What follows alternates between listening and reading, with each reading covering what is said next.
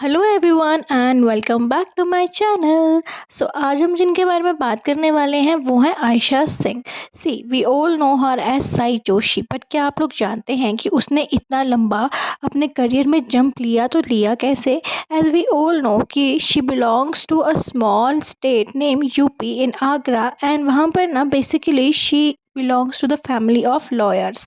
सो बचपन से ही ना she was very incline towards acting, but उसके जो पेरेंट्स थे वो हमेशा से यही चाहते थे कि वो अपने कज़न्स की तरह ही एक लॉयर ही बने, because her family background doesn't belongs to this world. So ना हुआ क्या कि बचपन से ही ना she always wanted to be an actor, इसीलिए ना अपनी पढ़ाई कंप्लीट करने के बाद ना वो मुंबई आ गई थी।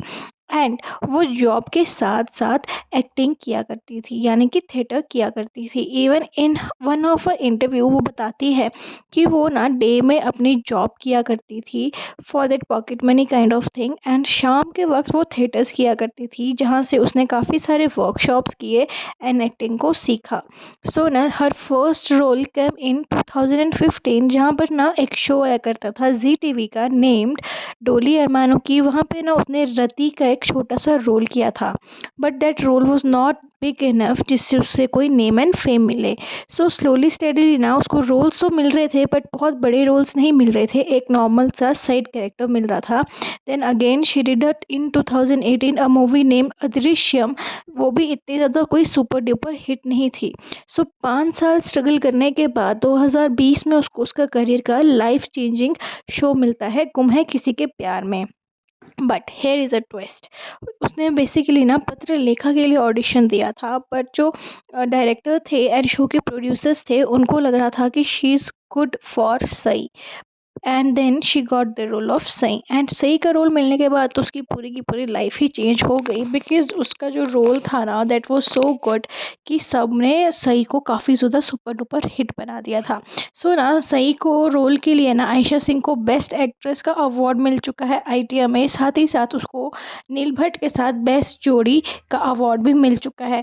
सो इतना सारा नेम एंड फेम पाने के बाद ना there were some rumours about her as well. Yes, you heard it right. So जब गुम है किसी के प्यार में वो कर रही थी अपोजिट नील भड़ना, उसी शो में उनका अपोजिट काम कर रही थी ऐश्वर्या शर्मा। एंड ये कहा जाता है कि during the shoots of the show ना Neil and Aishwarya had started dating and they were about to get married. But ना जब ये पूरी बात उन्होंने इंस्टाग्राम में ओपन किया था ना तो दो फैन जो थे वो दो गुटों में डिवाइड हो गए थे।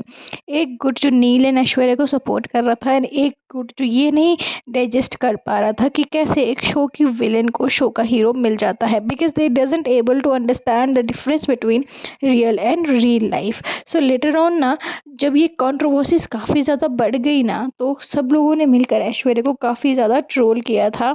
एंड डे बाय डे जो उनकी एक बॉन्डिंग थी ना विद आयशा सिंह वो काफ़ी ज़्यादा ख़राब होना शुरू हो गई थी, बिकॉज इट वॉज रूमर्स ना कि ऐश्वर्या को ये लगता था कि Ayesha Singh is running a some fake campaign against her, जिसकी वजह से ना लोग उसको ट्रोल कर रहे हैं या फिर बुरा भला बोल रहे हैं। उनकी काफ़ी बार स्क्रीन स्पेस के लिए या फिर शो में प्रेजेंस के लिए भी लड़ाइयाँ हुआ करती थी। ऐश्वर्या को यह लगता था कि आयशा सिंह को ज़्यादा स्क्रीन स्पेस दिया जा रहा है एंड उसके पार्ट्स को कट किया जा रहा है, इसीलिए शी इज़ गेटिंग ट्रोल्ड। जिसके बारे में शो के प्रोड्यूसर का कहना था कि it was the demand of the character and they were not doing it deliberately. But still ऐसे तैसे शो आगे बढ़ रहा था। बट अराउंड जब नील एंड ऐश्वर्या की शादी हो जाती है ना उसके बाद तो वो जो ट्रोलिंग का सिलसिला होता है वो काफ़ी ज़्यादा बढ़ जाता है। Even in one of interviews ना ये बोला गया था कि अभी तो ऐश्वर्या एंड आयशा शो के सेट पर बिल्कुल भी बात तक नहीं किया करते थे। Yes, you hear it right. They doesn't able to communicate because उन दोनों के बीच का जो ये ईगो क्लैश था ये काफ़ी ज़्यादा बढ़ चुका था।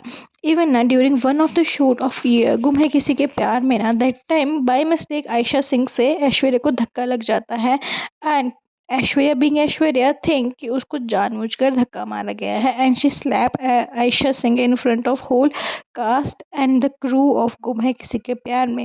इसके बाद तो ये कंट्रोवर्सी काफ़ी ज़्यादा बढ़ जाती है, एंड अल्टीमेटली ना जो शो के प्रोड्यूसर्स होते हैं उनको खुद शो के सेट पे आना पड़ता है सो दैट कि ये मैटर को थोड़ा सुलझाएं, एंड देन शो की जो शूटिंग होती है वो स्टार्ट होती है। बट इस पूरी कंट्रोवर्सी के बाद ना वो जो शूट था ना वो कभी प्रॉपर हुआ नहीं है एंड शो में धीरे धीरे उन्होंने लीप इंट्रोड्यूस कर दिया था एंड लेटर ऑन ना आयशा सिंह के ऑपोजिट ना एक नए मेन लीड को लाया गया था सो दैट कि वो इस पूरे मैटर को शांत कर पाए, named Harshad Arora.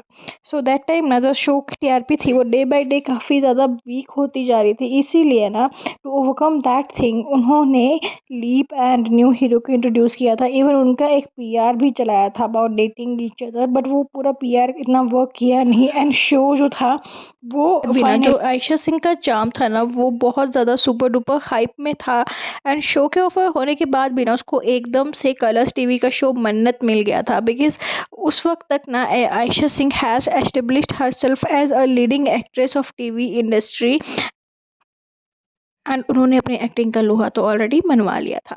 So this was the journey how a small town girl Ayesha become a super leading lady of TV world. I hope आपको वीडियो अच्छी लगे। वीडियो अगर आपको अच्छी लगे ना तो प्लीज़ चैनल को लाइक करना, शेयर करना, सब्सक्राइब करना। बाय।